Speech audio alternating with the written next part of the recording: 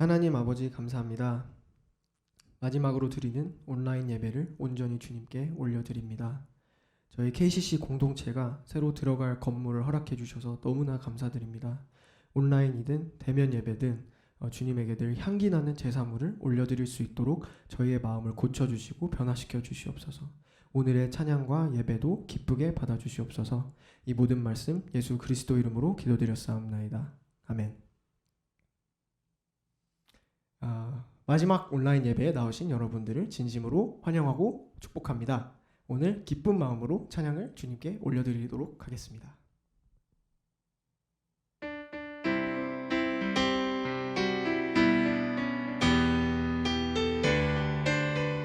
고난 내 영혼, 고난 내 영혼 편히 쉴 곳과 풍랑이 일어도 안전한 복음 폭풍까지도 다스리시는 주의 영원한 바르지에. 다시 한번 고난 내 영혼, 고난 내 영혼 편히 쉴 곳과 풍랑이 일어도 안전한 복음 폭풍까지도 다스리시는 주의 영원한 바르지에. 주의 영원하신 팔, 주의 영원하신 팔 함께하사 항상 나를 붙드시니 어느 곳에 가든지 요동하지 않음을 주의 팔을 의지함이라. 세상 친구들 나를 버려도 예수를 함께 동행함으로 주의 은혜가 충만하리니 주의 영원한 바르지에. 나의 믿음이 연약해져도 미리 예비한 힘을 주시며 위태할 때도 안보하시는 주의 영원한 바르지에. 주의 영원하신 팔, 주의 영원하신 팔 함께하사 항상 나를 붙드시니 어느 곳에 가든지 요동하지 않음을 주의 팔을 의지함이라. 능치 못한 건 주께 없으니 나의 일생을 주께 맡기며 나의 모든 짐 대신 지시는 주의 영원한 바르지에. 주의 영원하신 팔, 주의 영원하신 팔 함께하사 항상 나를 붙드시니 어느 곳에 가든지 요동하지 않음을 주의 팔을 의지함이라. 다시 주의 영원하신 팔, 주의 영원하신 팔 함께하사 항상 나를 붙드시니 어느 곳에 가든지 요동하지 않음을 주의 팔을 의지함이라. 마지막으로 주의 영원하신 팔, 주의 영원하신 팔 함께하사 항상 나를 붙드시니 어느 곳에 가든지 요동하지 않음을 주의 팔을 의지함이라. 예수의 이름은 세상의 소망이요 예수의 이름은 전국의 기쁨일세. 슬픈 마음 있는 사람 예수 이름 믿으며 영원토록 변함없는 기쁜 마음 얻으리. 다시 한번 슬픈 마음 있는 사람 예수 이름 믿으며 영원토록 변함없는 기쁜 마음 얻으리.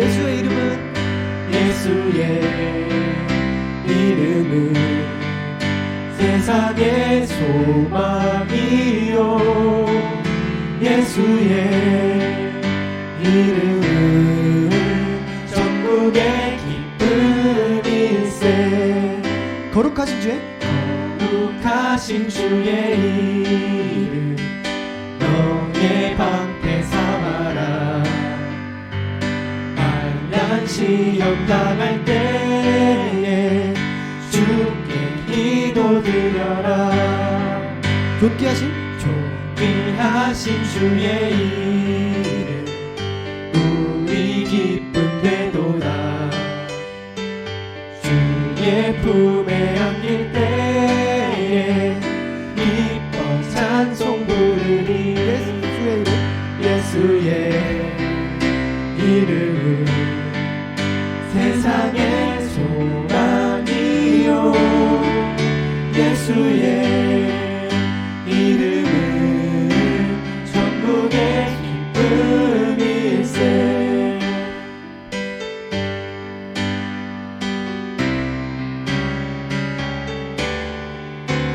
우리 갈 길 다 간 후에 보좌 앞에 나가 왕의 왕께 경배하며 멸류관을 드리니. 예수의 이름은 세상의 소망이요 예수의 이름은 전국의 기쁨일세. 다시 한번 예수의 이름은 세상의 소망이요 예수의 이름은 전국의 기쁨일세.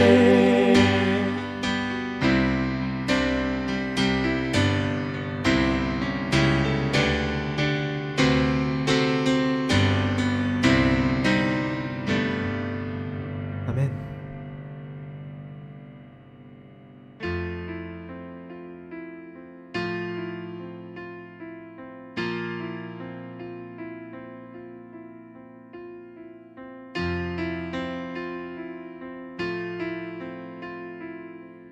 왕이신 하나님, 왕이신 하나님 높임을 받으소서. 찬양하리라 영원히 높임을 받으실 그 이름 찬양하리라.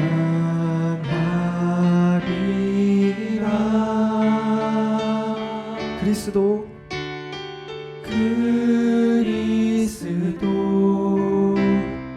진리로 다스리네.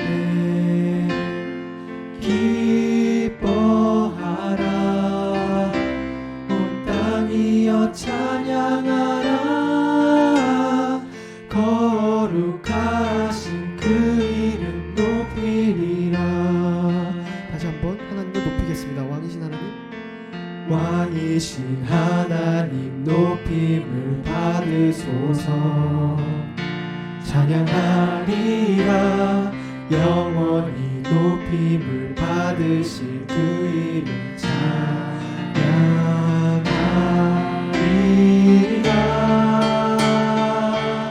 그리스도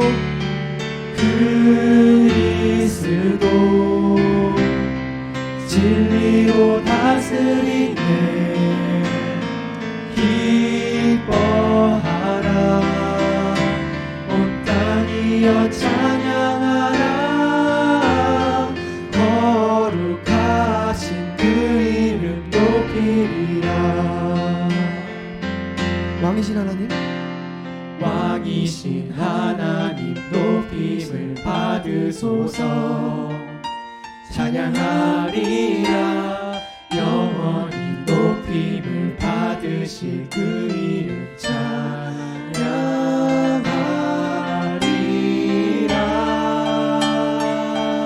그리스도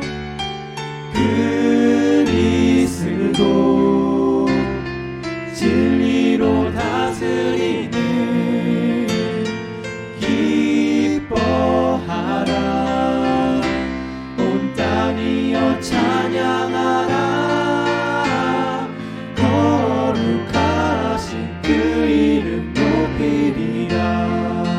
그리스도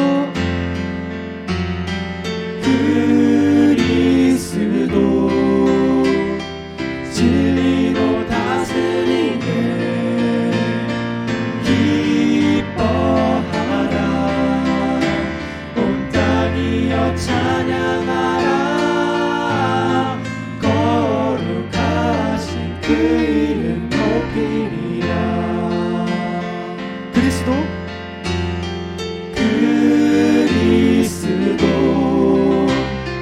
진리로 다스리네. 기뻐하라. 온 땅이여 찬양하라. 거룩하신 그 이름 높이리라. 네, 목소리로만 부르겠습니다. 그리스도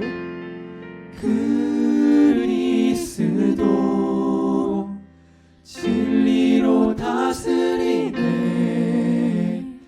기뻐하라.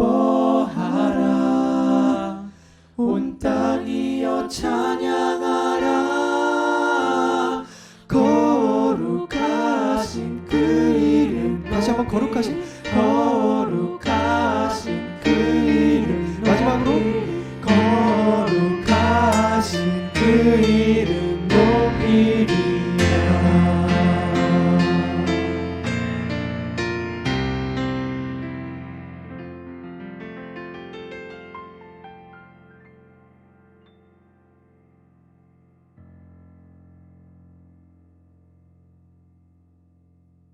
이 시간 다 함께 기도로 예배의 자리로 나아가겠습니다. 사랑과 은혜의 하나님, 그 이름을 찬양합니다. 오늘은 개강 예배로 함께 드립니다.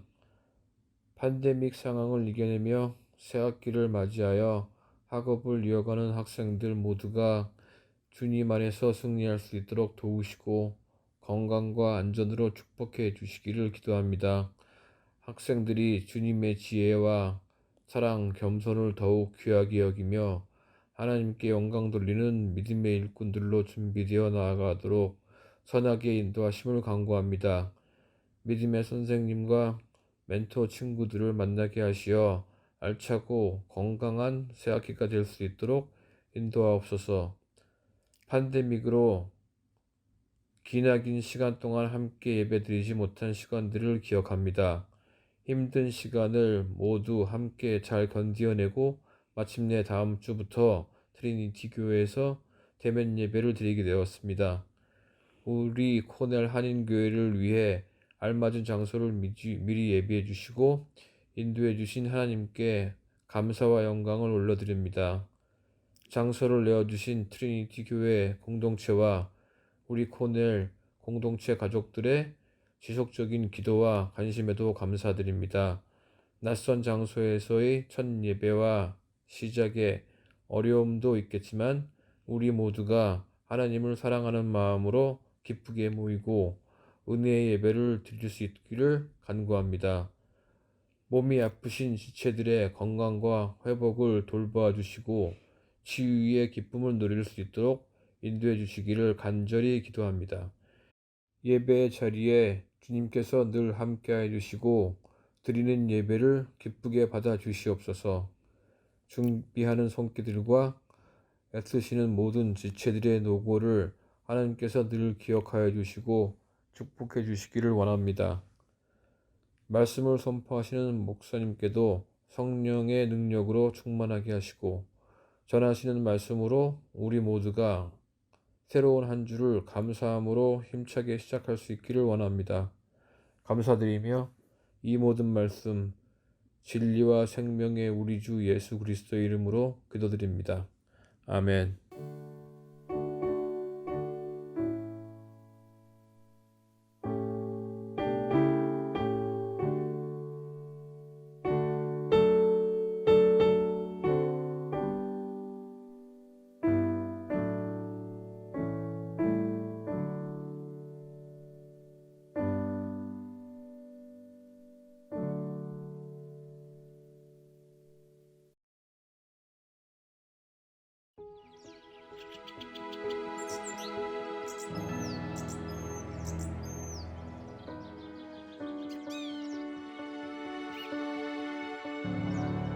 After creation, Adam and Eve lived in the beautiful garden God created.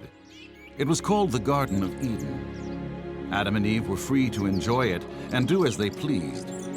But there was one thing God forbade them to do. God told them that they could not eat of one tree, the tree of the knowledge of good and evil that stood in the middle of the garden. One day, while Eve was strolling through the garden, she met a serpent who was actually the devil in disguise. The serpent said to Eve, "Did God tell you that you could eat from any of the trees?" "All except one. We cannot eat from the tree in the middle, not even touch it. If we do, we will die," Eve told the serpent. "You won't die," the serpent scoffed. "In fact, God knows that if you eat it, you'll be like God. You'll know good and evil." Eve looked at the tree. It did look pretty good. And if it would make her as wise as God, well, that would be really good. At that moment, Eve made a very foolish mistake. She ate some of the fruit, exactly what the devil wanted. Then she saw Adam and handed him some of the fruit. Even though Adam knew they were not supposed to eat the fruit from that tree or even touch it, he took a bite. Adam and Eve broke the only rule God gave them. The devil's lie deceived them, and his plan worked. At that moment, Adam and Eve's eyes opened to a whole new reality. They saw that they were naked, and suddenly understood the difference between good and evil. They were so ashamed. They tried to cover their naked bodies with leaves, and decided to hide from God. Later that evening, as God was strolling through the garden, he was looking for Adam and Eve. "Where are you?" God called. Naked and afraid, Adam and Eve were hiding from God. God knew that they had sinned. Adam blamed Eve, and Eve blamed the serpent. God was furious that the devil tricked them, but more so, that they believed the devil's lie. God cursed the serpent and banished Adam and Eve from that garden. He put angels with flaming swords at the entrance and told Adam and Eve that they will not live forever, but one day die. Their lives would be filled with hardship and misery. This was the consequence of their disobedience. Because Adam and Eve sinned, the world would never be the same. Their disobedience would cause every person in the whole world to be born into sin. In the future, though, God would send his own Son, in the form of a human, to redeem and take away the sin of the world and offer eternal life to anyone who believes in him.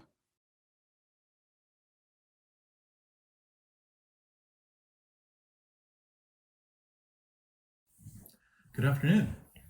Sometimes being a Christian can be hard. We might have some really tough questions and we don't know the answer.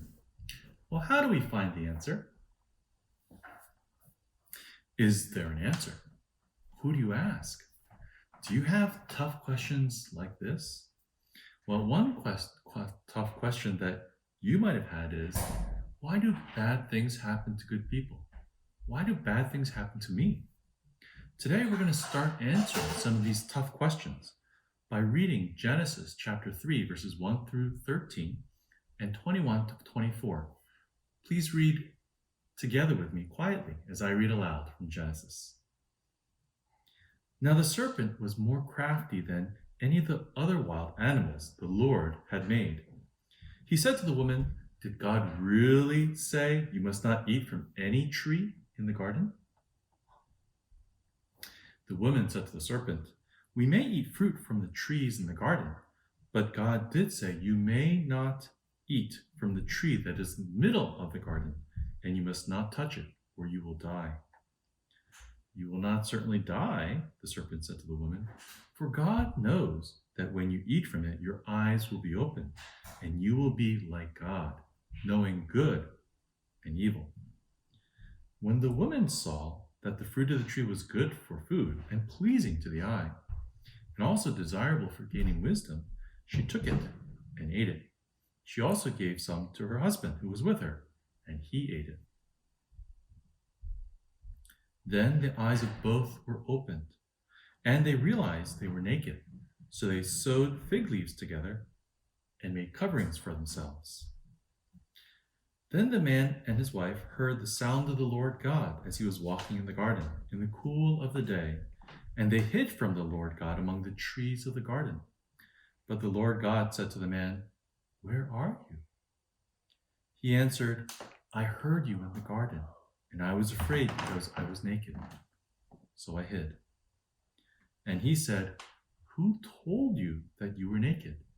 Have you eaten from the tree that I commanded you not to eat from?" The man said, "The woman you put here with me, she gave me some fruit from the tree, and I ate it." Then the Lord God said to the woman, "What is it that you have done?" The woman said, "The serpent deceived me, and I ate it."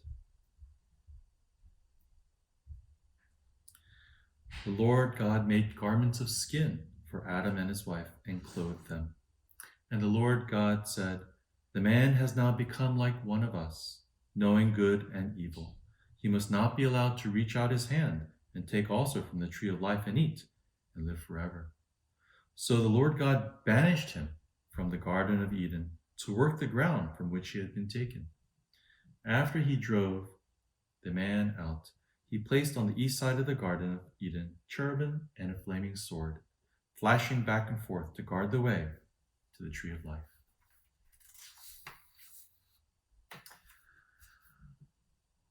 You may have some questions based upon what we talked about, what we heard from the Bible. And the question I have for you is it wrong to ask questions? Absolutely not. Asking questions is exactly what God wants us to do. God wants us to ask questions because God has answers for us. He gave us many of the answers in His Word, the Bible, and also through His Son, Jesus Christ. Well, who are we supposed to ask? Well, God has given us many people in our lives to ask. Some of them will know some of the answers, and others will know more of the answers. So who do we ask? Well, we should ask our parents. We should ask our teachers. We should ask our church pastors and our elders. And we should also read from the Bible, which God gave to us.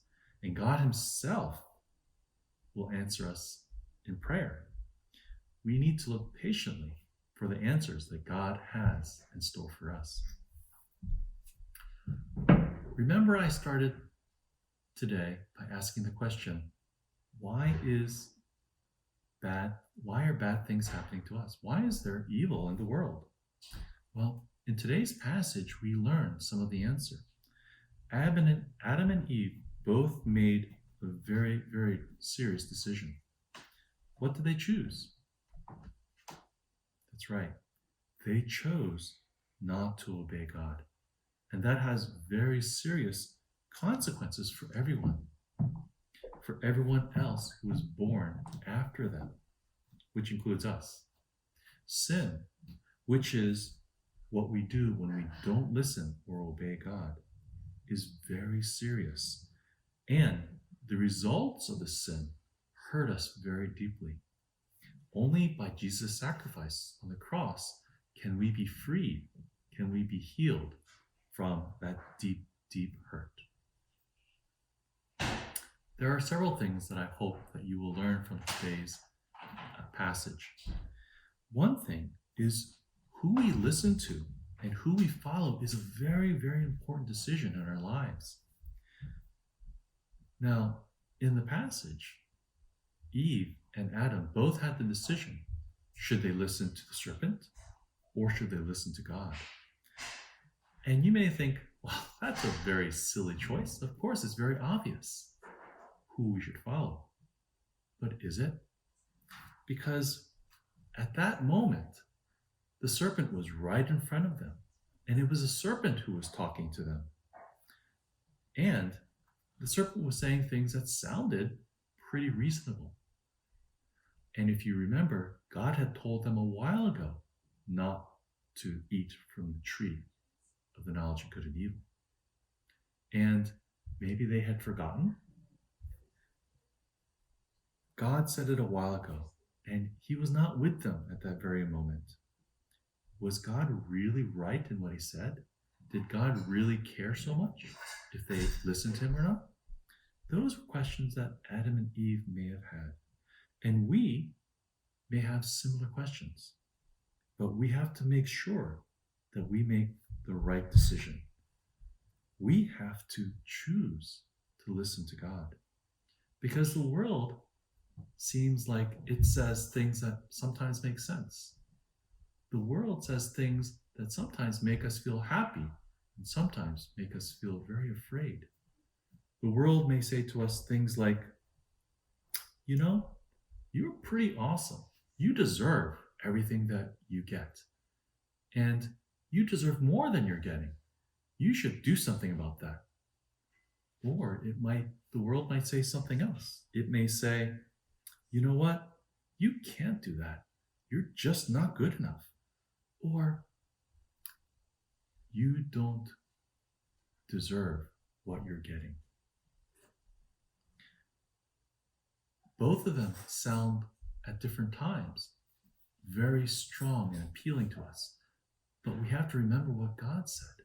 We have to remember the truth of what God said. God says that he loves you so much that he chose to send Jesus Christ to die and sacrifice himself on the cross because he loves you. God says that you are so worth it to him, that he cares about you so much. And he doesn't want you to be sad or lonely. He doesn't want you to be hurting, but he wants you to do what is right. And he wants you to listen to the one who loves you. God cares about what's happening to you, and God cares about what you're thinking. God wants you to do the right thing and live in a relationship with him. It's not always the easy thing, but it's always the best thing. So today, this week, this month, I hope that you will choose who you will follow and who you will listen to. Listen to God, and you will live and honor him. Now, we do have some questions today. What was the one thing God told Adam and Eve they could not do? That's right. God told Adam and Eve not to eat from the fruit from the tree of the knowledge of good and evil. How did Satan disguise himself? Satan appeared to Eve as a serpent. What did Eve do? She ate some of the fruit. What did Adam do? Adam also ate the fruit that Eve gave to him. When Adam and Eve's eyes were opened, what did they realize? They realized that they were naked. How did God punish Adam and Eve's sin? He banished them from the Garden of Eden.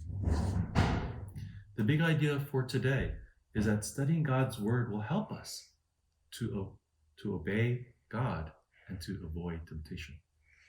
And the memory verse for today comes from Romans chapter 3, verse 23. For all have sinned and fallen short of the glory of God.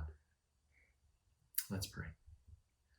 Heavenly Father, we thank you so much that you love us and that you sent us Jesus Christ to die on the cross. We know, Lord, that there are tough questions, and we thank you that you want us to have the answers that will help us to know you more dearly and more fully. We pray, Lord, that you will help us to choose to follow you, to listen to you, and to remember your words. Help us, Lord, to not listen to the voices of this world that are confusing and will make us want to turn away from you. Lord, help us to love you and to honor you and to find that our footsteps are following in your footsteps, and that we will listen not just with our ears, but also with our heart, and follow you with our hands, with our eyes, with our lips, and know that we choose to live a life that honors you. We thank you and love you. In Jesus Christ's name we pray. Amen. 교회 소식입니다. 오늘 개강 주일 예배에 참석하신 분들, 특히 새로 입학하신 신입생분들을 주님의 이름으로 환영합니다. 2021년 하반기 동안 아래의 기도 제목들로 각자 계신 곳에서 한 마음으로 기도해 주시기 바랍니다. 트리니티 교회에서 드려질 예배에 대한 장소와 시간에 대한 안내를 교회 웹사이트 또는 전교인 공지 이메일을 통해 확인해 주시기 바랍니다.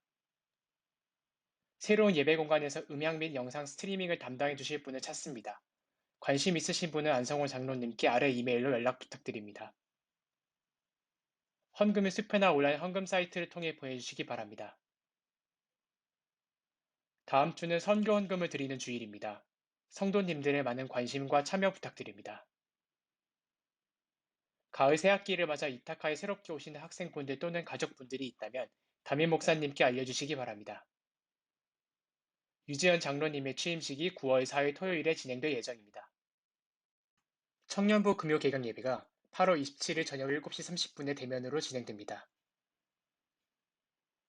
8월 30일부터 트리니티 교회에서 새벽 예배를 드릴 수 있게 됩니다. 시간은 일요일을 제외한 매일 새벽 6시이며 라이드가 필요하신 분들은 담임 목사님께 알려주시기 바랍니다. 예배 중보 기도회 모임이 주일 오전 8시 줌으로 진행됩니다.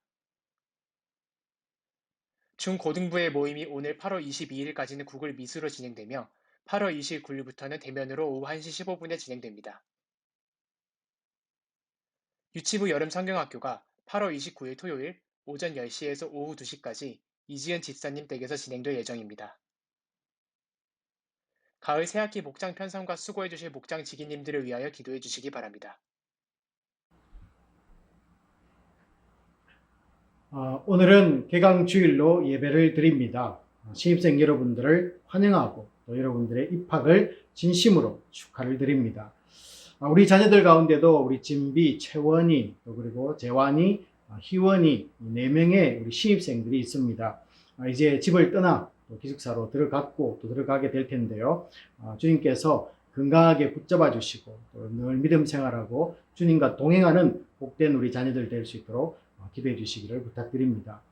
여러분들 뉴스를 통해서 아시겠지만은 우리 아프간 사태로 인해서 인권 유린과 또 크리스찬들의 핍박에 대한 그런 뉴스들을 우리가 접하게 됩니다.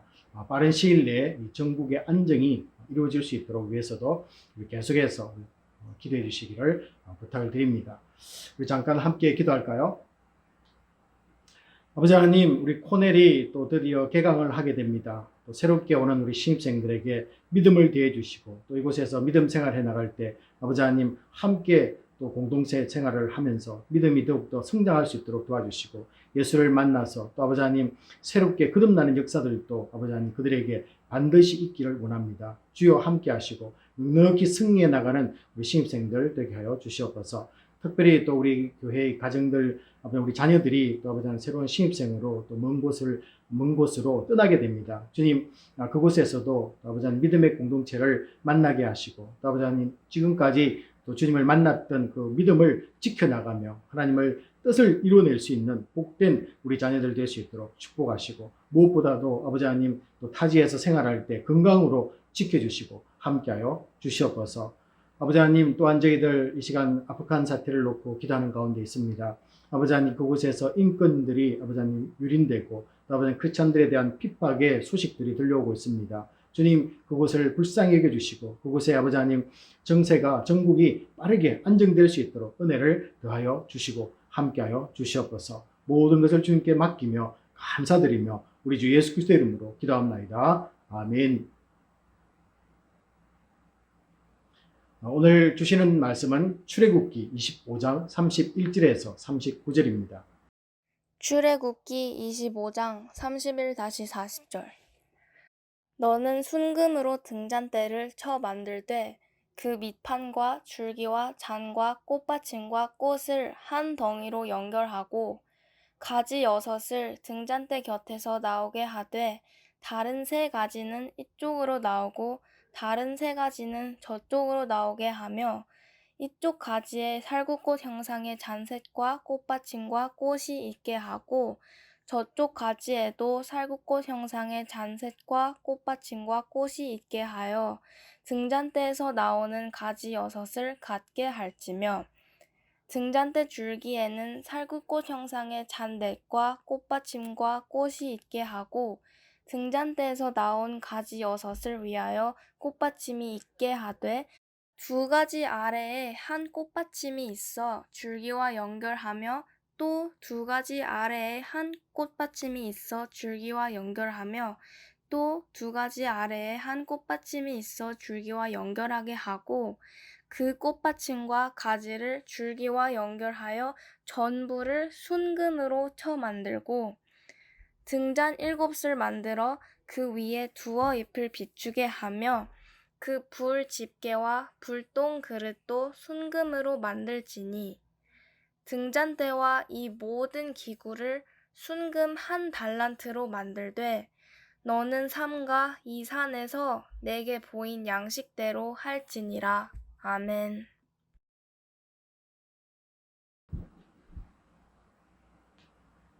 지난주부터 우리 학교가 신입생들로 인해서 붐비기 시작했습니다. 힘든 시간을 보내며 또 어려운 관문을 넘어서 이 코넬에 입학한 여러분들을 환영합니다. 그리고 다시 한 번 더 입학을 진심으로 축하드립니다.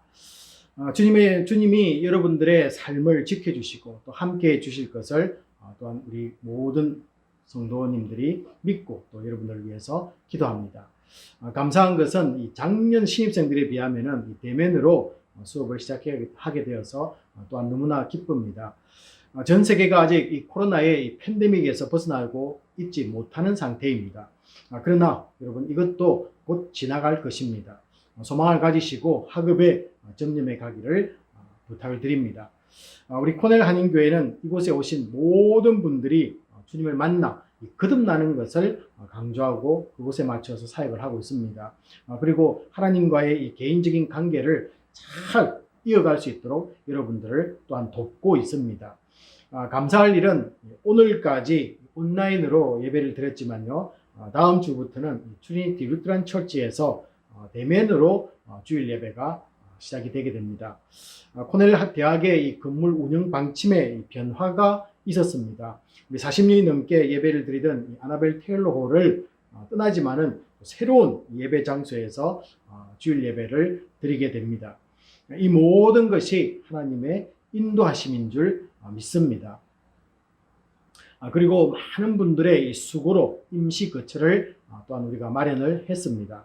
한 지붕 밑에 두 가족이 살면은 뭐 어려운 점이 있지만요, 협조를 잘 하면서 우리 성도님들이 협력해서 선을 이루어가는 그런 믿음의 생활이 이어지기를 소원합니다.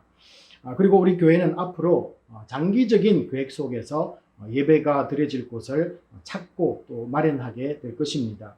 어떻게 진행될지는 저도 잘 모릅니다. 그렇지만 분명한 한 가지는 하나님이 우리와 함께 한다는 사실입니다. 그래서 하나님의 선하신 계획 속에서 우리를 이끌어 가실 것이고 또 그것을 보게 될 줄로 믿습니다.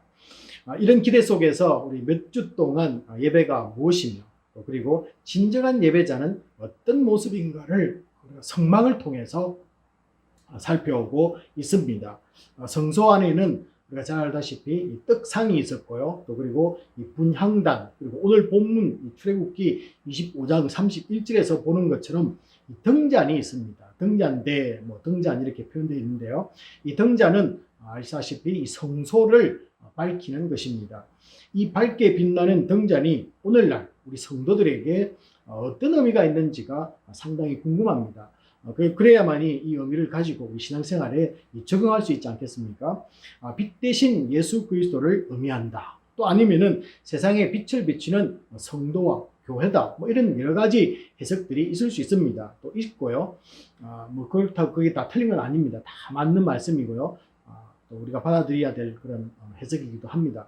저는 그렇지만은 개강주의를 맞이해서 이 말씀을 준비하면서 이 성소 안에 비치는 이 등잔을 하나님의 뜻으로 한번 묵상을 해보았습니다.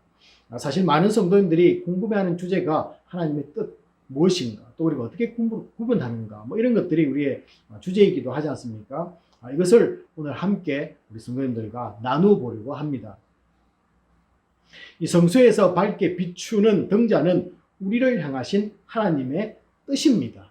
그리고 먼저 그렇게 한번 보시고요. 또 말씀을 한번 같이 이렇게 이어가시면 좋겠습니다.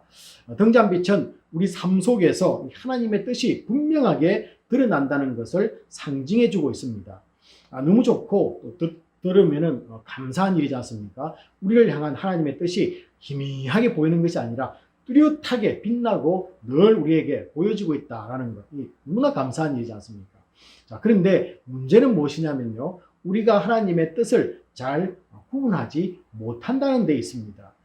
이유가 많을 것 같은데요. 그러나 알고 보면은 의외로 간단한 것 같습니다. 그래서 오늘 제가 우리가 하나님의 뜻을 구분하지 못하는 그 이유들에 대해서 잠깐 나누면서요, 은혜를 나누고자 합니다. 첫 번째 이유는 오늘 본문 출애굽기 25장 31절에서 우리가 발견해 볼 수가 있을 것 같습니다. 등잔은 알다시피 그 본문에 보시면요, 밑판이 있습니다. 그리고 중간에 줄기가 있고요. 또 그리고 잔과 그리고 꽃받침과 꽃이 있다, 이렇게 설명하고 있습니다. 이것들이 그런데요, 전부 한 덩어리로 연결해서 만들어져야 된다라고 이렇게 31절에서 말씀해 주고 있습니다.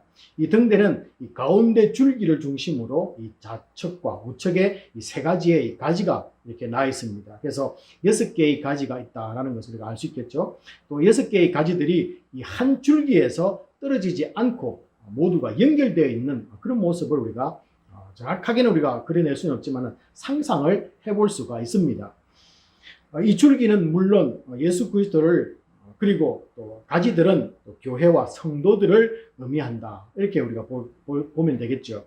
이 땅의 성도들은 그리스도께 연결되어 있어야만 살 수 있고 또 생명을 공급받을 수 있다는 것을 이 등잔이 우리에게 보여주는 것입니다. 이런 의미에서 하나님의 뜻도 마찬가지입니다. 에베소서 1장 22절에 의하면요, 하나님께서 교회의 머리로 예수 그리스도를 우리에게 주셨다라고 이렇게 말씀하고 있습니다. 골로새서 2장 19절에서 이 머리가 모든 것을 통제하고 또 우리에게 공급해 주듯이 우리는 예수 그리스도에게 붙어 있어야만 우리를 향하신 하나님의 뜻을 알고 또 성장해 가는 것입니다. 자, 그러므로 성도가 이 하나님의 뜻을 잘 분별 못하는 때는 어떻게 했습니까? 주님과의 관계가 단절되어 있을 경우가 많다라는 것이죠. 그래서 하나님과 주님과 그리고 우리가 성도 간의 관계가 이렇게 연결되어 있고 관계가 계속해서 이어져 간다면 하나님의 뜻을 공급받아서 우리가 잘 알겠죠. 그러나 이것이 단절되어 있다라는 것입니다. 이 주님과의 단절은 세상과 타협하고 세상을 따라간다라는 것을 의미하는 것입니다. 그래서 끊어졌다는 것은 무엇이냐면요, 더 이상 하나님께 붙어 있는 것이 아니라 다른 곳을 향해서 나아간다는 거죠. 그것이 바로 세상이다라는 것입니다. 자, 바울은 고린도후서 11장 2절에서는요, 이렇게 말합니다. 내가 하나님의 열심으로 너희를 위하여 열심을 내노니 내가 너희를 정결한 처녀로 한 남편인 그리스도께 드리려고 중매함이로다 라고 이렇게 말합니다. 그래서 성도는 정결한 주님의 신부입니다. 신부는 신랑 대신 주님만 우리는 바라봐야만 한다라는 것이죠. 자, 그런데 이 주님과의 관계를 놓아버린다는 것은 어떤 또 의미가 있을까요? 한번 생각해 보시기 바랍니다. 주님 오실 때까지 지켜나가야 할 이 영적 순결을 잃어버리는 것과 마찬가지다라는 것입니다. 이 바라봐야 할 주님만 쳐다보는 것이 아니라 바라보지 말아야 할 것에 온통 우리의 마음을 빼앗겨버린다라는 것이죠. 그것을 우리가 영적 순결을 잃어버렸다라고 이렇게도 말할 수 있습니다. 세상이 너무 좋아 보이기 때문입니다. 세상이 주님보다 너무 좋아 보이기 때문에 주님만 바라보는 것이 아니라 야, 저것도 좀 봤으면 좋겠다. 그래서 우리 마음이 그쪽으로 쏠리는 것이죠. 성도가 이 주님과 단절되는 순간에 세상에서 빛으로 살아야 할 하나님의 온전한 뜻을 이루어낼 수가 없다라는 것입니다. 부모를 떠나 이제 새로운 대학 생활을 시작하는 우리 신입생들에게 부탁을 드립니다. 몇 주 뒤면은 굉장히 여러분들이 바빠지게 될 텐데요. 물론 제 말이 잘 이렇게 실감 있게 느껴지지는 않을 것입니다. 한 달 정도 가까이 가면은 이제 여러분들이 듣지도 보지도 못한 그런 일들이 여러분에게 일어날 걸로 압니다.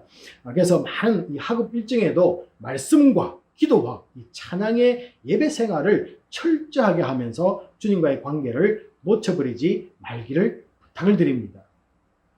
예수님께 붙어 있기만 하면은 하늘로부터 공급되는 이 신령한 영의 양식을 먹고 세상을 이기는 사람이 될 줄로 또한 믿습니다. 두 번째로 우리 하나님의 뜻을 잘 모르는 이유에 대해서 말씀을 드리면요. 우리가 하나님의 말씀에 지속적으로 순종을 하지 않기 때문이다라는 것입니다. 우리가 하나님과의 관계가 끊어지면 하나님의 뜻을 구분하기가 너무 힘들겠죠. 왜냐하면요. 전혀 우리가 무관한 사람이 되기 때문에 왜 내가 그것에 관심을 가집니까? 라고 이렇게 변하기 때문에 하나님의 뜻을 구분하지도 못하고 또 뜻을 이루어내지도 못할 것입니다. 두 번째도 마찬가지입니다. 하나님 말씀에 순종하지 못하면요. 하나님의 뜻은 어떻습니까? 하나님 우리에게 우리를 통해서 이루기를 원하시는 하나님의 계획이신데 하나님 말씀에 순종하지 못하면 어떻게 그 뜻을 이루어드리고 또 그 뜻을 알 수가 있겠습니까? 하나님의 뜻을 아는 것은 이 말씀에 대한 순종 여부에 달려 있습니다.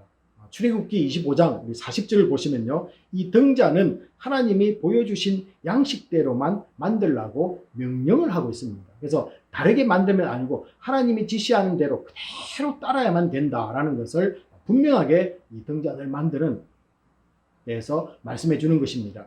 결국 이 말씀대로 살려는 순종이 사라지게 되면 하나님의 뜻은 우리들에게 나타날 수가 없다라는 것이죠. 우리 성도님들은 얼마나 말씀에 순종하며 살고 계시는지요? 자, 그렇다면 말씀에 순종하는 사람들의 모습은 과연 어떻게 나타나는 것이 말씀에 순종한 사람이다 라고 이렇게 말할 수 있느냐라는 것입니다. 자, 스스로 뭔가를 결정하기 전에 하나님은 이 일에 대해서 뭐라고 말씀하고 계시는가? 또 그리고 예수님이라면 이 문제를 어떻게 바라보실까? 이런 질문을 가지고 하나님 앞으로 나아가면서 성경을 바라보시고 하나님의 뜻을 찾으려고 노력하시고요. 먼저 기도하는 자다라는 것입니다. 이것이 말씀에 순종하는 자의 모습이라는 것이죠. 자, 그러면은 기도하는 사람에게 하나님의 뜻은 그러면은 어떻게 우리에게 전달되어 올까요? 라는 것입니다. 뭐 음성으로 귀에 들립니까? 아니면 눈으로 보여줍니까? 꿈으로 보여줍니까? 뭐든지 하나님은 우리에게 모든 것을 통하여서 하나님의 뜻을 전달하려고 합니다.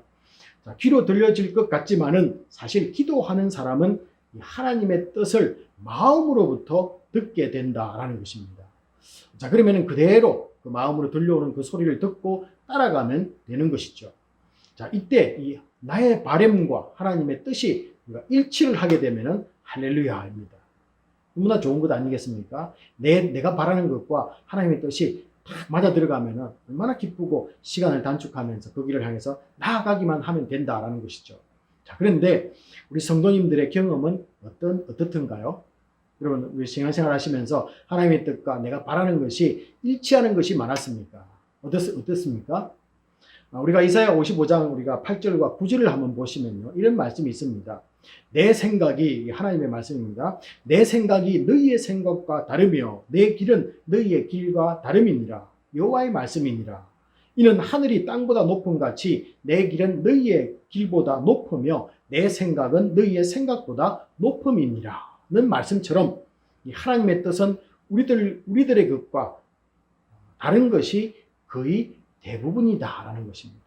그래서 우리가 하나님과 일치할 때도 있지만 대부분은 하나님의 뜻과 괴리가 생긴다라는 것이죠. 자, 이때 다들 갈등을 일으키게 마련입니다. 갈등은 내 생각 속에서 일어나는 것과 기도하면서 마음으로 들었던 것과 차이가 나면 날수록 더 심해질 것입니다. 결국 마음과 머리의 싸움입니다. 여기서 기도할 때 주신 마음이 무엇이며 또 내 마음, 내 머리에서 일어나는 생각이 무엇인지를 잘 구별하고 또 기억해 둘 필요가 있습니다. 이것이 한번 우리가 하나님의 뜻을 발견해 나가는 그 절차이고 또 지혜이기도 한데요. 시간이 지나면 마음에서 들려온 것과 또 머릿속의 생각이 나중에는 뒤죽박죽 얽혀서 혼돈을 일으키기 때문에 그렇습니다. 그래서 내 마음속에서 들려왔던 그 소리를 그때 내 마음에서 들려왔지. 그리고는 나중에 시간이 지나면서 내 머리에서 뭔가 생각이 났지. 이것을 구분하라라는 것이죠. 설상가상으로 시간이 지나면서 이것들이 이제 나중에는 혼돈이 생기는데요. 거기에다가 또 어떤 일이 생기냐면 이 사탄까지 우리들에게 개입을 하게 됩니다. 자, 어떻게 사탄은 우리에게 다가올까요? 자, 이렇게 혼돈스러워하는 우리들에게 사탄은 또 우리들을 더 혼잡하게 하기 위해서 우리에게 가까이 온다는 것입니다. 그 예가 이 가룟 유다에게서 우리가 볼 수 있는데요. 가룟 유다에게 사탄이 예수님을 팔 생각을 집어 넣었다라고 이렇게 성경은 말씀하고 있습니다. 사탄은 내가 가지고 있는 생각에 불을 더 붙인다라는 것이죠. 그래서 내 마음에서 들려왔던 것과 내 머리에서 생각나는 것과 여기에다가 어떻습니까? 사탄은 더 사탄의 생각을 집어넣는 거죠. 손해와 이익을 따지게 만드는 전략이 바로 사탄의 전략입니다. 그래서 어떻습니까? 이것을 하면은 이익이 있느냐? 이것을 하면은 더 빠르게 되느냐? 뭐 이런 것들을 자꾸 생각하게끔 그쪽으로만 눈을 뜨게끔 그 생각을 몰고 간다는 것입니다. 이것이 바로 사탄의 전략이라는 것이죠. 자, 그렇게 되면은 성도는 거의 죽음의 지경이 되는 것입니다. 한쪽에서는 마음을 따라서 하나님의 뜻을 이루고자 하는 마음이 있고 또 한쪽에는 어떻습니까? 내 머리에서 생각이 합리적이고 어떻습니까? 더 좋은 것을 따라가려는 이런 생각이 막 섞이는 거죠. 자, 마음과 생각을 구분하는 것이 사실은 힘든 일이긴 합니다. 하지만은 이 하나님의 뜻은 내 마음의 깊은 곳에서 들려오는 주님의 음성입니다. 하나님은요, 하나님의 뜻은 내 마음속 깊은 곳에서 들려오게끔 되어 있습니다. 자, 성도는 이것을 들으려고 최선을 다해야만 합니다. 그것은 하나님과의 깊은 대화인 기도를 통해서만 들려온다는 것입니다. 자, 그렇다면 간단합니다. 하나님의 뜻을 알고자 하는 사람은 기도의 양을 늘려야 된다는 것은 너무나 당연하겠죠. 기도의 양을 늘린다는 것은 하나님과 그 음성이 들려올 때까지, 내 마음속에서 들려올 때까지 기도를 하라는 그런 뜻입니다. 자, 그리고 내 마음을 훔치려는 이 사탄의 시험을 이기는 방법은 지난 주일날에 제가 말씀을 나눴는데요. 이 영의 양식인 떡상의 떡인 이 말씀을 먹는 것이다. 이렇게 지난주에 제가 떡상을 통해서 말씀을 했습니다. 그래서 우리가 떡을 먹는 것은 하나님의 말씀인데요. 그 말씀은 어떻습니까? 우리 속에 있는 생각을 이길 수 있는 힘이, 파워가 말씀에게 있기 때문에 그 말씀을 먹어야만 그 속에서 어떻습니까? 우리의 생각을 빼내는 역할을 하는 것이 바로 말씀이라는 겁니다. 왜냐하면요, 그 말씀은 우리의 생각을 이기는 힘이 있기 때문에 그것을 내어 쫓는다는 것입니다. 그리고는 우리 마음 속에 하나님의 말씀으로 자리 잡게 되는 거죠. 그래서 우리가 사탄이 주는 시험을 이길 수 있다. 뭐 이렇게 지난주에 말씀을 드렸습니다. 성경을 창세기에서부터 또한 이 영의 양식을 먹는 방법은요, 제가 지난주에도 소개했는데요. 이 성경을 창세기에서부터 요한계시록까지 통으로 정기적으로 읽도록 여러분께 도전을 드렸습니다. 그래서 우리 교회에 오시는 분들은 반드시 1년에 1독을 하셔야만 됩니다. 그래서 여러분들이 이것은 뭐 하나님의 명령은 아니지만요, 우리가 하나님의 명령으로 받아들이고 어떻습니까? 우리가 우리의 삶을 위해서, 우리가 시험에 이기는 방법을 위해서 하나님의 말씀을 한번 읽어보시는 우리 성도님들이 다 되시기를 바랍니다.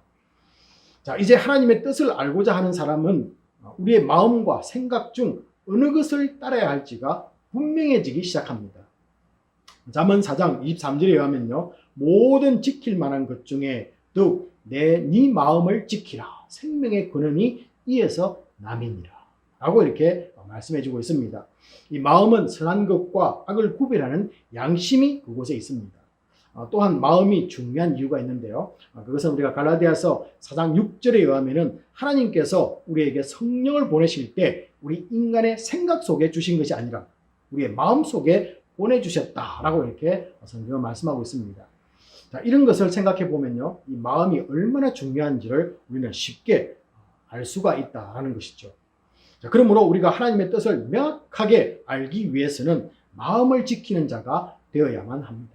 그래서 하나님께서 들려주시는, 마음에서 들려주시는 그 음성을 지켜나가야 된다는 것이죠. 자, 이 말의 의미는 내 마음에 하나님의 영이 아닌 다른 영이 자리 잡으면 안 된다는 그런 1차적인 뜻이 있습니다. 자, 내 마음에 두 영을 사로잡게 하는 것은 제일 먼저 어떻게 해석을 할 수 있냐면요, 하나님을 믿지 못하는 것이다. 예수 안 믿는 것을 말하는 것입니다. 믿지 않는 자에게 하나님의 성령은 그에게 거할 수가 없는 것은 너무나 당연할 것입니다. 자, 교회만 다닌다고 또 예수를 믿는 것이 아니면 우리는 너무나 또 알고 있습니다. 자, 먼저 하나님을 알지 못하고 살아온 것이 심판대 앞에 설 일이며 또 멸망당한 죄라는 사실을 깨닫고 회개해야만 합니다. 그 영원한 영벌 가운데서도 나를 살리기 위해서 죽어야 할 자리에 나를 대신해서 죽으신 예수 그리스도를 나의 구원자로 진정으로, 이 진정이라는 것은 마음으로 믿는다라는 그런 뜻입니다. 마음으로 믿어야만 됩니다. 지금까지 전부 내가 주인 되었던 삶을 내려놓고 내 인생이 새로운 주인이 예수 그리스도임을 입술로 고백을 하셔야만 됩니다. 이것이 예수를 믿게 되는 모습입니다. 자, 이때 우리는 하나님 앞에서 의롭다함을 받게 되는 것이죠. 눈에는 보이지 않지만은, 귀에는 들리지는 않지만은 내가 한 번도 지금껏 경험해 보지 못한 하나님의 거룩을 우리는 체험하게 됩니다. 이것이 성도의 칭이다, 이렇게 말씀을 해드렸죠.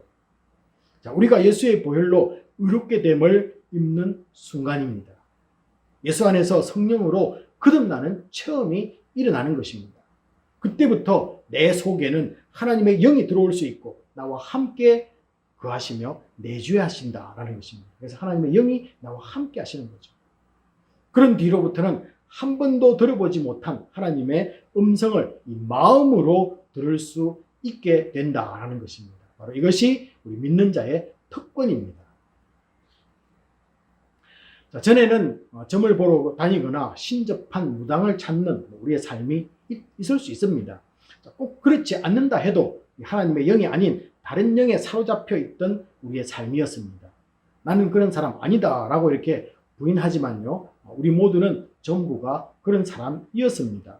왜냐하면 하나님의 영에 사로잡혀 있지 않았던 때에는 사탄이 우리의 주인 노릇을 했기 때문에 그렇다라는 것이죠. 그래서 우리가 예수 믿기 전에는요, 우리의 주인이 따로 있었습니다. 사탄이 우리를 지배했기 때문에 우리의 마음을 사탄이 컨트롤하고 우리의 마음 속에 다른 영이 들어와 있는 것이죠.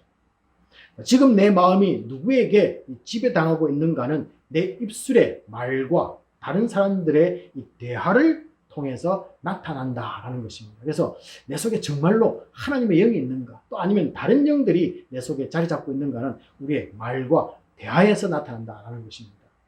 사탄에게 빼앗긴 마음은 고린도후서 11장 3절처럼 그리스도를 향하는 진실함과 깨끗함에서 떠나서 부패함을 드러내게 되어 있다라는 것입니다. 우리의 입술의 말은 내 속에 그 마음을 잘 드러내주는 도구이기 때문에 그렇습니다. 입에서 나오는 이 더러운 말과 또 시기하는 말과 남을 미워하는 말이 나오면은 이것부터 회개하시기 바랍니다. 내 마음이 아직 어떻습니까? 하나님의 영으로 충만케 채워지지 않고 한쪽 구석이 어떻습니까? 미움이 자리 잡고 있고 시기가 있고 다툼이 있고 증오가 있다라는 것이죠. 오늘 본문 이 38절을 보시면요, 어떤 말씀이 있습니까? 이 등잔에 타다 남은 심지를 자르는 이 불집게와 또 그 자른 심지를 보관하는 그릇인 이 불똥 그릇이 있다라고 이렇게 그릇을 만들라라고 이렇게 또한 말씀하고 있습니다. 이 두 기구를 항상 이 등잔 옆에 두는 이유는요, 새 불을 붙이기 위해서 이 등잔 심지를 매일매일 정리하기 위함입니다. 여러분, 뭔가 이 말씀을 들을 때 우리에게 다가오는 것이 있습니까? 늘 하나님의 뜻을 알기를 원하는 성도는 기도 가운데 항상 회개의 삶을 살아야 한다라는 것을 교훈해 주는 것입니다. 죄와 허물을 회개함으로써 우리의 마음을 정결케 만들어야 된다라는 것이죠. 왜냐하면요, 죄를 가지고는 하나님 앞에 나아갈 수 없기 때문에 그렇습니다. 게다가 우리가 마태복음 5장 8절에 가면은 마음이 청결한 자만이 하나님을 볼 수 있다라고 말씀하고 있습니다. 우리가 회개하지 않고 우리의 죄가 있는 상태로는 결코 하나님의 뜻을 알 수 없다라는 뜻도 됩니다. 회개하는 심령만이 거룩을 회복하기에 다시 하나님은 그곳에 임재할 수 있습니다. 하나님의 뜻이 내게서 잘 들려오지 않을 때 주 앞에서 나의 죄를 철저히 회개하는 시간을 가져보시기를 도전을 드립니다. 그러면요, 하나님을 보게 되는 거죠. 마음이 청결해야만이 하나님을 볼 수 있다. 하나님을 본다는 것은 하나님의 뜻을 알 수 있다는 말과 동일한 것입니다. 자, 이제 우리 세 번째 마지막으로 하나님의 뜻이 내게서 확실하지 않는 이유는 무엇이겠습니까? 여러분, 두려움 때문에 그렇습니다. 우리가 시편 119편 105절을 보시면요. 이런 말씀이 있습니다. 말씀은 우리의 발 앞에 등불이라 라고 이렇게 적혀 있습니다. 하나님의 말씀은 우리 발 앞에 비추는 빛이다 라는 것이죠. 등불이 발 앞에만 비추니 여러분 겁이 나지 않겠습니까? 밤에 길을 갈 때 무슨 소리가 나면은 즉각 그쪽을 우리가 빛을 비춰 봅니다. 그런데 먼 데까지 빛을 비출 수가 없습니다. 먼 곳까지 훤하게 비추어 준다면은 그렇게 우리는 두려워하지 않을 것입니다. 저기에 뭐가 있구나 아는 것이죠. 근데 그 빛은요 내 발 앞에만 비추니까 보이지 않는 그곳에 호랑이가 숨어 있는지 사자가 숨어 있는지 늑대가 숨어 있는지 늪이 있는지 어떻게 알 수 있겠습니까? 그러다 보니까 우리는 당연히 두려움 속에 살아갈 수밖에 없다는 것이죠. 하나님의 뜻도 내 인생 전체를 훤하게 다 보여준다면 얼마나 여러분 좋겠습니까? 자, 그런데 내 발 앞만 비추어 주신다라는 것입니다. 자, 그래서 진짜 이 길이 맞는지 아닌지 의심부터 우리에게 들기 시작합니다. 그리고 맞게 내가 이 길을 가고 있는지도 두렵기만 합니다. 자, 그런데 이 사람이 진짜 두려워하는 이유를 아시는지요? 빛이 있으면요 어느 정도 커버가 된다는 겁니다. 그러나 진짜로 우리가 인간이 두려워하는 이유가 있습니다. 그것은 기름이 없기 때문에 그렇습니다. 아니 우리 두려움과 기름이 무슨 관계가 있습니까? 우리가 열처녀 비유를 너무나 잘 알고 있습니다. 기름을 준비하지 않고 신랑을 기다리던 처녀들은 시간이 점점점 흐르자 어떻습니까? 그들의 마음은 더 불안해지기 시작했을 것입니다. 이 기름은 여러분 우리가 너무나 잘 알다시피 성령을 의미하는 것입니다. 우리의 신랑 되신 주님의 오심을 기다리는 성도들은 충분한 기름을 준비해야만 합니다. 성령으로 충만되지 못하면 우리는 하나님의 뜻을 알 수가 없습니다. 하나님을 보지 못하는 거죠. 신랑을 만나지 못하는 거죠. 성막의 이 등잔 역시 불을 밝히기 위해서는 항상 이 기름이 있어야만 합니다. 기름 없는 등잔은 있으나 마나 하는 것이죠. 베드로를 여러분 한번 보시기 바랍니다. 주님을 3년이나 따라다녔지만은 조그마한 여자아이 앞에서 주님을 3번이나 부인하였습니다. 나머지 제자들 역시 자기 길들을 다 떠났습니다. 예수님이 십자가에서 죽자 그들에게 수없이 들려주었던 말씀이 하루아침에 물거품이 되어버렸습니다. 열정을 가지고 주만 따랐던 그 모습은 그들 속에서 식어갔습니다. 많은 기적을 바라보았지만은 환호했던 그 감격들은 온데간데 없이 싹 사라져버렸습니다. 너무나 허무하지 않습니까? 아무것도 아니었다라는 것입니다. 왜 그랬을까요? 그 이유는 우리가 나중에 보겠지만요. 그들 자신도 실망했지만은 그런 모습을 보는 옆에 있는 사람들도 역시 낙담했을 것입니다. 성령의 기름이 없을 때 이런 일이 발생한다는 것입니다. 나만 쓰러지는 것이 아니라 주위의 사람들까지도 힘없게 만든다는 것입니다. 그래서 우리가요, 성령 충만하지 않으면요, 우리 모두가 죽는 것입니다. 나만 죽는 것이 아니라 내 가족들, 내 옆에 있는 우리 성도들까지도요, 힘없게 만드는 것이죠. 자, 그러나 하나님은 어떻습니까? 역전의 용사이십니다. 불패의 신입니다. 패배할 수 없습니다. 아무도 그분의 뜻을 실패로 돌아갈 수 있게끔 만드는 자가 이 땅에는 없습니다. 또 만들 수가 없습니다. 자, 기다리던 여러분 오순절이 되었습니다. 주님께서 가시면서 그날을 기다려라. 드디어 성령이 하늘로부터 그들에게 임하고 예수의 제자들은 너무나도 달라졌음을 우리는 알고 있습니다. 그들은 성령으로 충만해졌습니다. 말만 많았고 큰 소리만 내었던 급쟁이 베드로는요, 자신을 죽이려는 공회 앞에서도 놀라지도 않고 그를 향한 하나님의 뜻을 알고 담대하게 그는 복음을 전하면서 나아갔습니다. 성령만이 이것을 가능하게 만드십니다. 우리 역시 마찬가지입니다. 성도가 이 말세의 때에 하나님의 뜻을 완전히 감당하기 위해서는 성령 충만함을 받아야만 합니다. 예수를 믿는 모든 사람에게 주신다는 것을 먼저 믿어야만 성령은 우리에게 오시는 것입니다. 예수를 믿으십시오. 그리고 믿는 자에게 성령은 주신다는 것을 꼭 붙잡기 바랍니다.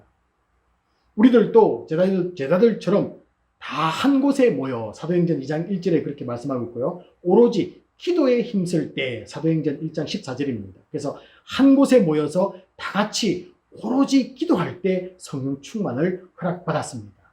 여러분 그렇다면 이 말씀을 우리에게 그대로 적용한다면요. 여러분 목장에 모일 때마다 여러분의 가정이 기도할 때마다 가정 예배를 드릴 때마다 두세 사람이 모인 곳에는 반드시 어떻게 기도해야 된다고요? 성령 충만을 우리에게 허락하여 주십시오 라고 기도하셔야만 됩니다. 그래야만 우리는 성령으로 이 가을학기에 충만한 사람이 되어서 하나님의 뜻을 이루어드리는 개인과 가정과 교회가 될 수가 있습니다.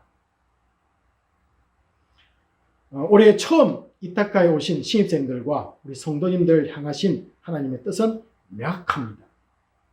믿는 우리를 통해서 세상을 변화시켜서 하나님이 영광 받으시기를 원하는 것입니다.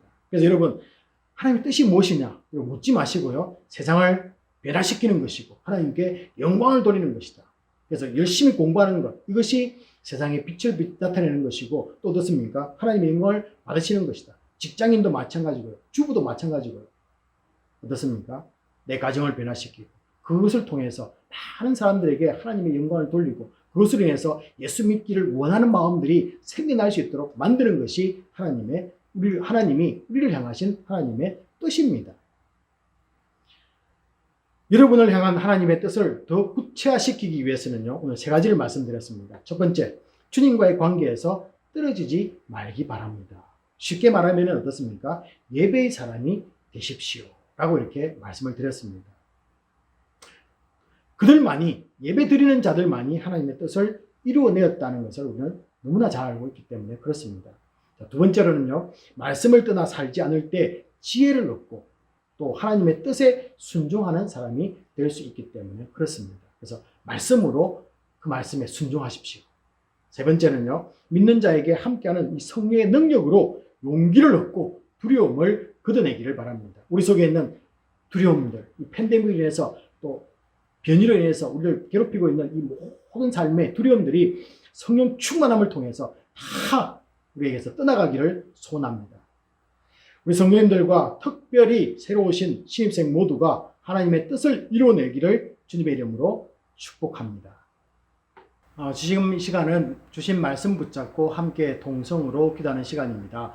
가을 새학기를 맞이해서 우리 모두가 하나님의 뜻을 이루어드리는 믿음의 성도가 되기를 원합니다. 주님, 늘 예배자로 살아서 뜻을 듣게 하여 주시옵소서. 말씀으로 뜻에 순종하게 하여 주시옵소서. 성령 충만하여서 두려움을 이겨내어서 하나님의 뜻을 이루어내기를 원합니다. 라고 이렇게 같이 기도하기를 원합니다. 기도하겠습니다.